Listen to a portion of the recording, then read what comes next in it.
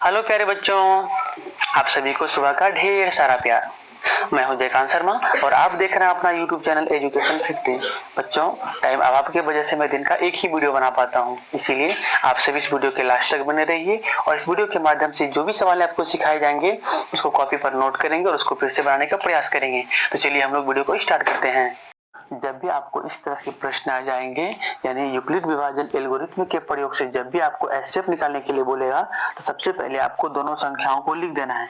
तो हम यहाँ पर 3 सवाल लिए हैं, इन 3 में से हम सिर्फ एक ही बना पाएंगे बच्चों।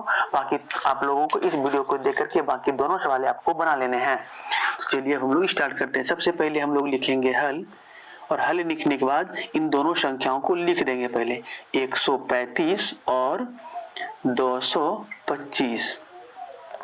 उसके बाद बच्चों आपको लिखना है यूक्लिड विभाजन एल्गोरिथ्म के प्रयोग से। तो चलिए हम भी यहाँ पर लिखते हैं यूक्लिड विभाजन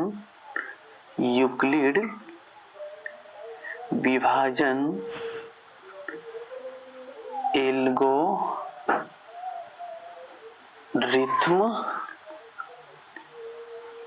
के प्रयोग से। तो बच्चों यूक्लिड ने बताया था कि मेरा a बराबर बी क्यू प्लस आर होता है, इसीलिए हम लोग यहाँ पर लिखेंगे a बराबर बी क्यू प्लस में आर।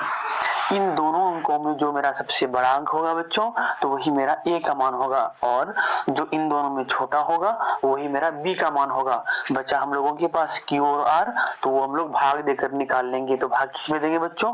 तो छोटे वाले अंक से बड़े वाले अंकों में भाग देंगे।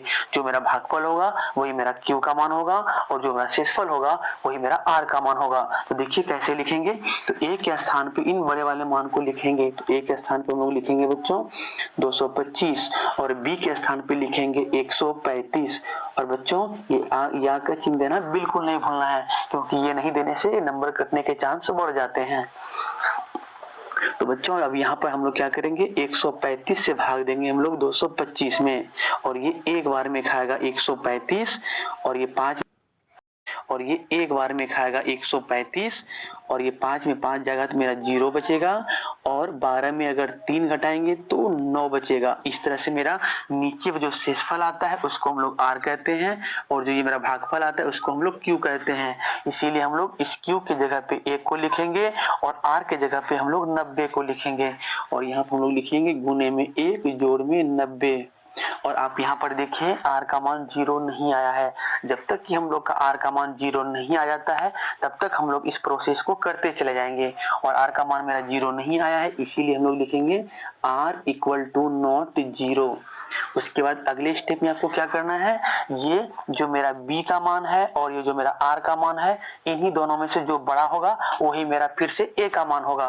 तो देखिए 135 और 90 में मेरा बड़ा कौन है, 135 है, इसीलिए हम लोग a के स्थान पे 135 को लिखेंगे, और b के स्थान पे छोटे वाले मान को, यानी यहाँ पर b के स्थान पे 90 को लिखेंगे, और जो मेरा फिर से बचा q और r वो भाग दे करके निकाल लेंगे।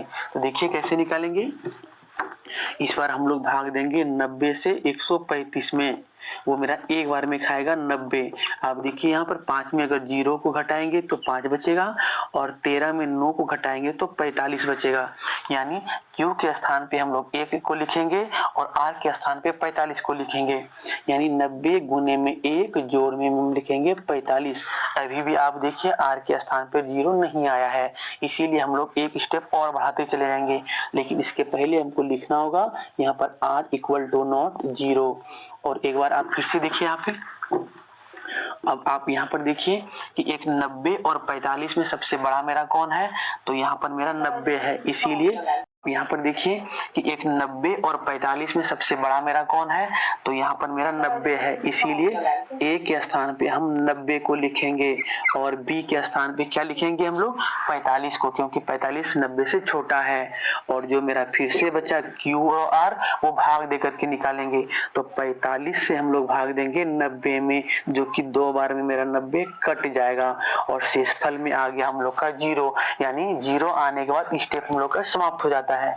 तो लिखेंगे q के स्थान पे मेरा यहाँ पर 2 है बच्चों, और r के स्थान पे मेरा 0 है, इसीलिए हम लोग यहाँ पर गुने में 2 लिखेंगे और r के स्थान पे 0 लिखेंगे, और यहाँ पर लिखेंगे आर इक्वल टू 0। जब मेरा आर का मान 0 आ जाए तो जो बी के स्थान पे अंक होंगे वही एचसीएफ का मान होगा। और यहाँ पर लिखेंगे हम लोग बच्चों एचसीएफ निकाल रहे थे, किन किन का निकाल रहे थे, किन दो डिजिट्स का, तो 135 का निकाल रहे थे एचसीएफ और निकाल रहे थे 225 का, और बराबर में हम लोग लिखेंगे 45 और यही मेरा आंसर होगा। यानी बी के स्थान पे जो भी डिजिट्स आएंगे बच्चों वही मेरा एचसीएफ होगा। अगर वीडियो आपको समझ में आया हो तो लाइक कमेंट एंड शेयर बिल्कुल करें। आपके लाइक से हमें मोटिवेशन मिलता है और नेक्स्ट वीडियो बनाने की प्रेरणा मिलती है। इसलिए बच्चों वीडियो को लाइक जरूर करें। Thank you so much.